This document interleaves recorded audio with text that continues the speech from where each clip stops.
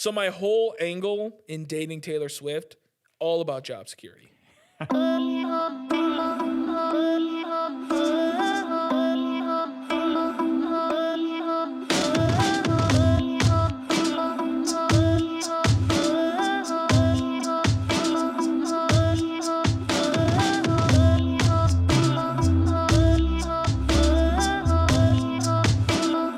Swift's great. I mean, is she independent now? I don't know. Let me see. I think she is. What do you think about her fans, though? I want to know what you think about Swifties. I mean, they need a man in their life. Midnights. People act like she's like this musical prodigy / genius. I think she's... And I think she's just good at marketing. I don't think her music's that much like... I think she's independent now. I believe it. Yeah. I mean, good for her, dude. Like, I mean, I think they were like, I don't know how many tickets like Ticketmaster had or whatever. But she sold out in like minutes. Oh, and like yeah. Probably made hundreds of millions of dollars in a few minutes. That's wild. No, dude, I got no beef with Taylor Swift. I used to wanted to date her. Wow. Back in the day. I wanted to this was my plan to date Taylor Swift. I was going to do a video back when YouTube wasn't as like what it is today. And I was going to try to get her attention. And I was just like, hey, let's go on one date. Because this is what I promised you, Taylor Swift. One, if we date, you will have the greatest experience with me. Whoa. I will give you so much content to write about how you love. If we break up, I promise to do it in the worst possible way imaginable. Because it will give you great content to write about. Songs. So my whole angle in dating Taylor Swift, all about job security. I was just like, listen, you want a man who gets it. I get it. T Swift, I get it. You need criteria. You need stuff to write songs about. And it gets hard. Like when you're sitting up in the clouds in your, mansion or your penthouse suite in every city, like it gets hard to be relatable. But everybody relates to either good love or bad love. And I promise I would give both of those things to her. She would write the most banger albums of her career. So that was my plan to date Taylor Swift. Now I'm married. I would still probably date her. I think my wife would be fine with it if we just kind of had a little throuple, I think my wife would be like, if Dwayne "The Rock" Johnson was like, hey, you want to be in a throuple with me? I would be like, absolutely. Yes, sir. Yes, sir. And like, as long as I'm Big Spoon, like Taylor Swift, it's probably the same thing. My wife would be like, yeah, 100%. I think she writes good songs, dude. Her last album, it didn't do much for me. But she's incredibly talented. And I've seen some videos of her live and I'm like, oh, dude, that girl can sing. Like I thought she was more of like not like a powerhouse singer, but there was a couple moments and I was just like, oh, okay, But what like an interesting career, because she started as like a country. Yeah. And I think people kind of like forget that a little bit. But she's done the gamut of music. She's done some country, obviously done a lot of pop stuff. She did like the folklore album was like folk, Now all she needs to do is rap, dude. T Swift, dude. Do a rap album, Show us who you really are. She knows how to write pop songs. She knows how to write good songs. At the top of the chart. She even did her I think when she hosted SNL a long time ago, she wrote her own monologue, So she's like there's people who aren't very talented who are like Ariana Grande. Why don't you go take a look at the song credits on an Ariana Grande song? 15 people, every single song. She can perform. She can perform. Off. Yeah, that's great, Like Ariana Grande, she sounds like a drink at Starbucks, But I don't think she's that talented. She can sing. She's in the world of talent. Come on, dude. She's not up there with like I think Taylor Swift. I would go to Ariana Grande concert over Taylor Swift concert. Really? Any day. Name one song from Any Ariana day. Grande. 7 Rings. Oh, you were a fan? God is a Woman. Yeah. I mean, come on. God is a Woman? Yeah. Heresy, dude. She's great. I'm not an Ariana. I couldn't name one song of hers. Oh, I almost went when she was at Like, downtown. I'm sure she puts on a great show, but I think there are. She is kind of like. I don't know. She's not like this creative powerhouse. I don't think she's writing her songs. I don't doubt that I don't think she makes decisions. Sure, you know, like most of them don't. I think Taylor Swift does. Like somebody who's, I think Beyonce's incredibly talented, but she's kind of held back by labels and stuff. You know, I get that. But I'm trying to think who else is like super huge, but probably not that talented. Harry Styles. Ooh, controversial. I'm kidding, dude. I know. I just want to piss people off, dude. They're just so blinded by his looks. I don't dude. really care. Harry Styles is bald, okay? Can we just, like, stop denying it, you know? Welcome to the brotherhood. No, I think he's super talented. I mean, there's a lot of people. I think people are probably more talented. Oh, Demi Lovato. She changes her pronouns more than I change my underwear, dude. Oh, my gosh, dude. That's when you know, like, celebrities they're starting to lose their prominence in the world. They get really political or, like, get activisty, or they change their pronouns every other day. Did you see Rainn Wilson changed his name?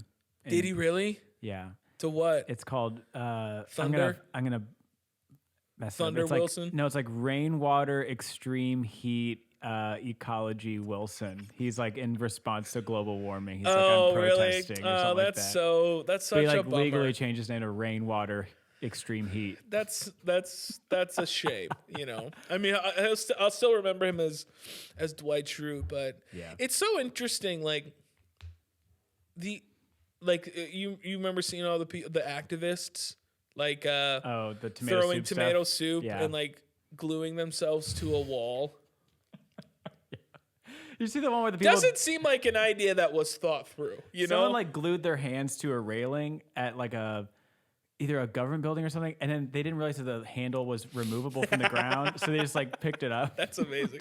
Like if I were like the art director there, I would have just shut the lights off and closed that section off. So they're just sitting in the dark looking like a bunch of idiots. But it's like, what do you think that's gonna do? Raise awareness? I guess people don't care, dude. No like, one cares. We don't care. Like what? We had a good run. We're gonna go out with a bang, dude. Like Rainn Wilson changing his name to Rainwater Heat Stroke, you know, Earth Day Wilson. Like that doesn't do anything, you know. But it's like I don't know, like activism. Rainfall, heat wave, extreme winter. Wilson. What a douche, dude. That's what happens when you have too much money. Yeah. This is making a problem for yourself. Yeah. You guys got to change all those documents. Yeah, it's just like, geez, it's a dude. chore. Like, why don't you just like help your neighbor out? Yeah. You just know? cut me a check. How about that? Yeah, write me a check. I didn't do anything. You know? Cut me a check. Come on. And it's good to go. But I don't know, dude. It's yeah. Being rich, man. What a plague. I like activism only really like it has to be of like at such a large scale. Like the George Floyd thing, like I feel like that barely moved the needle, and it was like the largest like collective gathering of people around the world. Like France was protesting. The French don't get out of bed for anybody. The Amish were protesting, dude. They left their butter churning stands to protest police brutality. Like, you know it's a big deal when bitches with bonnets and hoop skirts come out and they're like, hey, we should treat the coloreds better, you know? That's what, you know? So, yeah, it has to be at like at a huge scale. But I don't know. I'm not an activist. I just try to help my neighbor and my friends, you know. Should I be an activist? That's when you know Saint Aubin, Oh boy. the career of Saint Aubin isn't going in the right direction, is when I start getting a little lippy about policy. Or I just start like talking about, what's the future problem's probably going to be some sort of transracialism, where I'm just like, transracial people are people too, We need to, give them room at the table. That's when or I change my pronouns, dude. That's when oh, he doesn't have any more songs to write. Yeah, that's when we'll know. Yeah, that's when you know. Yeah, not now when no one listens. That's now. That's the decline. Because I'm on the rise. St. Albans on the rise. The slow, long, arduous, painfully insecure rise of St. Aubin. And on the fall is, well, I identify as a table, I am the table. I am table. Oh man. But, I've been thinking about this year. Like, I got a manager, which I talked about, but that was one of my goals for this year. And it's actually one of the few goals, or I feel like I've actually been accomplishing the small goals that I've like put out before myself.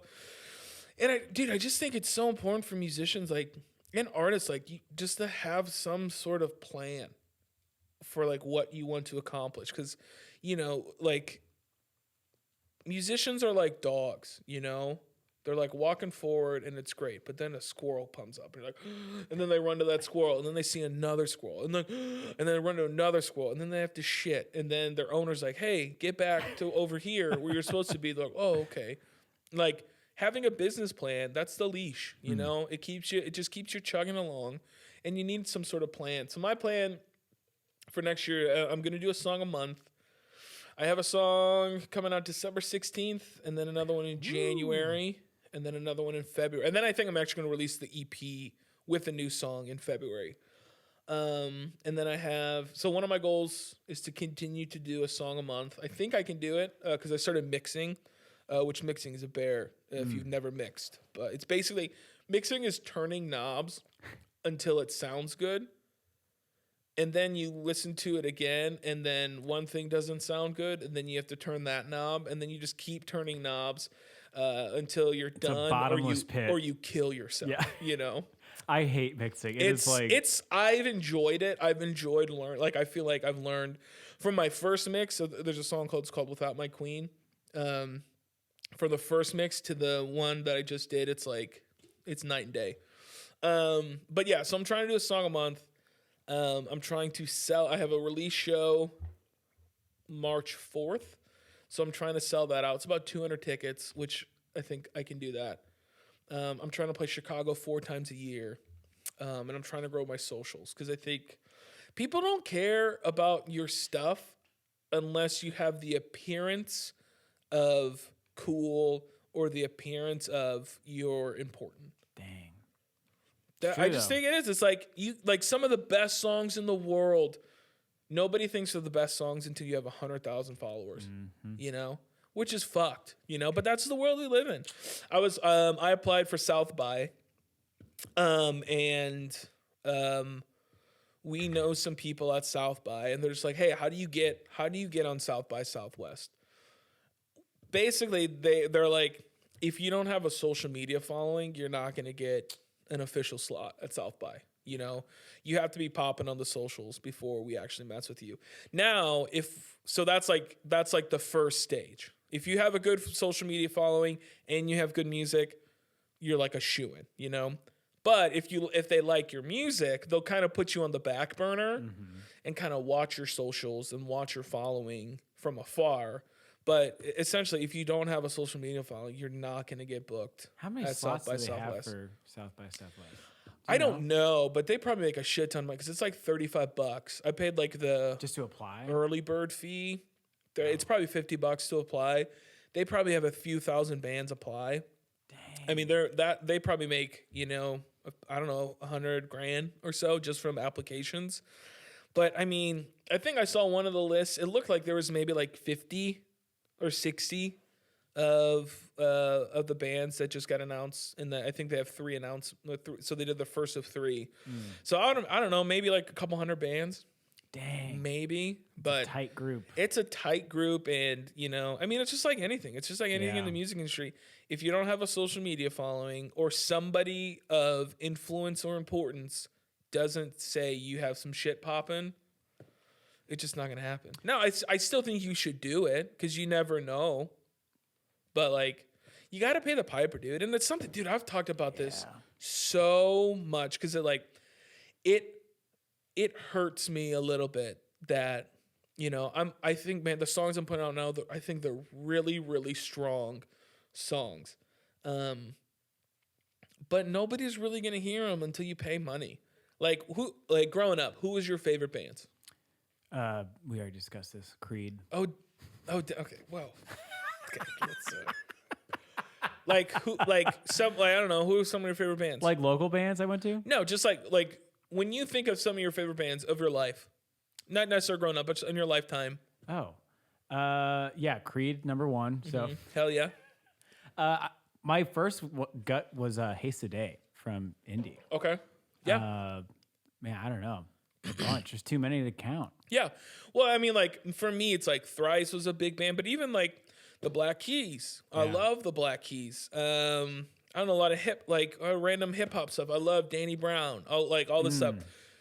I would not know any of these artists unless somebody fronted the bill for them to be put in front of me. Oh, for sure. Like it's a sad reality, dude. I mean, especially up until like early 2000s, things have probably slowly changed because of the internet. But before the early 2000s, dude, the only reason you heard of Smashing Pumpkins is because someone shelled out a few $1 million to put them in every paper. The only reason the world ever cared about Biggie Smalls or Nirvana or the Beatles is because somebody fronted a shit ton of money to put them in your face. Yep. And it stings a little bit as an artist because it's like, I'm just like, people care about my art. They feel these songs that mean so much to me. People will care. And it's like, no. Unless you pay me, no one's going to hear your shitty art, Because like with enough money, man, you could polish a turd, And that's what like a lot of music is. It's just like Machine Gun Kelly. Ooh. He looks like Tell him. the Nightmare Before Christmas before he became a skeleton. What's the guy's name? What's his actual? Yeah. Oh, Jack Skellington. He looks like What's Machine Gun Kelly's actual name? Is it a dorky name? It's probably like Clarence. Probably. Clarence Thompson. Let's find out. I feel so bad because I always talk shit about Machine Gun Kelly, but like he's probably a nice guy, just trying his best to live his dream. His name is Colson Baker. Oh, Colson Baker. Coleslaw Cool, Baker. Yeah. Well, Machine Gun Kelly. I know I can make fun of him because he can just laugh all the way to the bank. Oh yeah, he's fine. He's doing okay. But yeah, it's just it hurts a little bit, man. It hurts that it's really not about the art; it's about the money. Yeah. Because like I had a PR company reach out to me, and it was an actual like legit PR company, and they're like, "Hey, we'll do this and this for you," but it costs like a few grand. Yep. And it's just like, oh, that's how Billie Eilish got famous, Yeah, you look at some of these people, like their parents or where they came from that are at the top of the charts, and you start which is fine. Like it for me, like it doesn't bother me if somebody like got like a loan from somebody or a bunch of money from or a grandma died and they got $500,000 and then they made it. It's just like, good for you, dude, because that's how everybody in the world makes it. Mm-hmm. There's probably 3 bands that have ever just like out of nowhere just like popped up. Mm-hmm. Maybe Justin Bieber because of YouTube, but even then, after YouTube, Scooter Braun, put his hand up his ass and just like, I'm gonna be a puppet. Now I'm gonna make me much money. It is like playing the lottery nowadays. You just like you hope the algorithm will pick you up, getting you in front of. That's what you do now. Well, is like you either pay up or you have to just play the lottery. Yeah, the world's like we're in a little bit better of a place. We have a little bit more control because of the internet, or like Danny Brown was just on Rogan, you know, and I've been a fan of Danny Brown for a little bit, but now a bunch of people were exposed. So like because of podcasts, you can now get exposed to stuff that you would never get exposed to before, like diaper play, you know?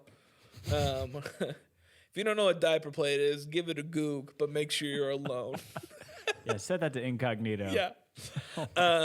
Yeah, dude, it's like in like artists, they're like in denial of it, but it's just like, man, like the only reason you probably found out about your favorite band is because somebody paid money. But also like I don't want it to like demean their work, because like who cares if like how they got in front of you? You still gotta grind. You still gotta like stay in front of people, you know. What's the thing is like you can see how some people have been so successful, but they just slow down their hustle for a bit. They're out of the public eye like that. Like think about some people who got so viral so quick, and then in a matter of like a year or two, you never hear another song from them again. I mean, it's just like, that's the one hit wonder game. But. Well, dude, fucking Island Boys. Where'd they go? Yeah, right. They had that catchy ass internet song. Remember? 'Cause I'm an island boy. What's his name? Mason Ramsey, the guy, the Walmart yodeling kid. Do you remember that video? Oh yeah. He was at Walmart He's yodeling. on the streets now. He went to Ellen. Then he played at Lollapalooza. Within like he went from Walmart to Lollapalooza in like 8 months. Like, and then now crazy. He's literally working at Subway. Is he really? Yes, I follow him on TikTok because I'm a big fan. But does he do the TikToks like, this is how you make a meatball marinara? He does. It feels kind of sad, but I feel like he's accepted. He's like, yeah, I had a good run for like a year, and now I'm just working at Subway. What is he, 17? I think so. Yeah, he's he's a little kid. He's gonna be fine. I mean, I'm surprised he didn't get paid at all. I'm sure he got some money, but yeah. Well, you didn't get enough money if you're working at Subway, dude. You know, he's like, you know what, man? I live my dream. Now it's just time to. I feel like he has that Subway. kind of demeanor, though. Just like, well, I'm gonna just do this, but. That happens. People get viral, and then that's why, dude. That's why I'm like, I'm not against like going viral, but you have to go viral and be ready for it. Oh yeah, because if you go viral now, and like a lot of my musicians, like they don't have songs coming out, so it's like they release a song, it pops, they don't have another song to follow it up. You know, that's why Saint Aubin has a podcast and has a YouTube channel and like has a bunch of other avenues. So hopefully one day when I do pop, there's like a sweet foundation of people can consume my content for a long time. And then, like this song popped this month. He has another song coming out in another week. You know, what if you go viral for something you were not planning for at all?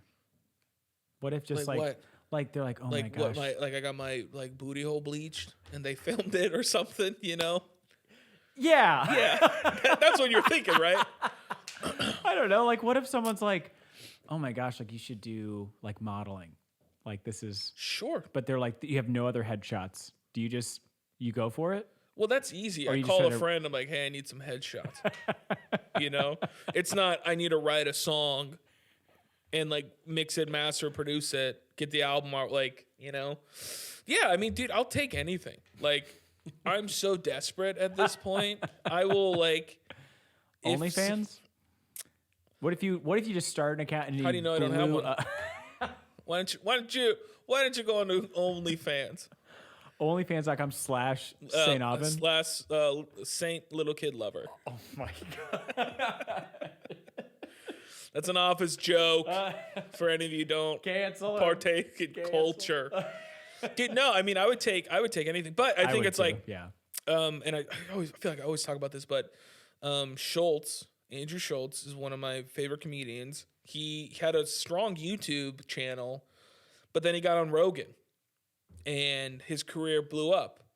Why did it blow up? I think it's because he had a ton of content online. Yeah. There's been other like artists who have gone on Rogan and then nothing happened. I think it's just because they don't have one. I mean, they could have just had like a shit interview or whatever. But like statistically, I mean, if there's 10 million people per episode downloading it, even if 1% of that's 100,000 people, give or take, It's a lot of exposure. Yeah, that's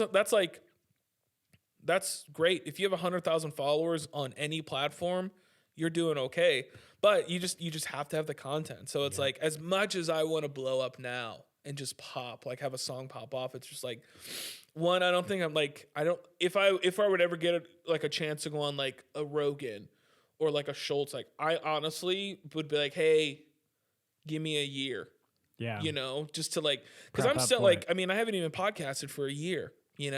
I'm still new to like being on the internet and like putting my ideas out there and creating stuff. Like, I want to have like a deep bench of content and songs where it's just like, oh yeah, he's like, for sure. It's that's smart. It's, but yeah, man, you got to have a plan. You got to get your shit. You got to have songs, dude. Like so thankfully I have a manager and she's starting to like handle the stuff that I don't.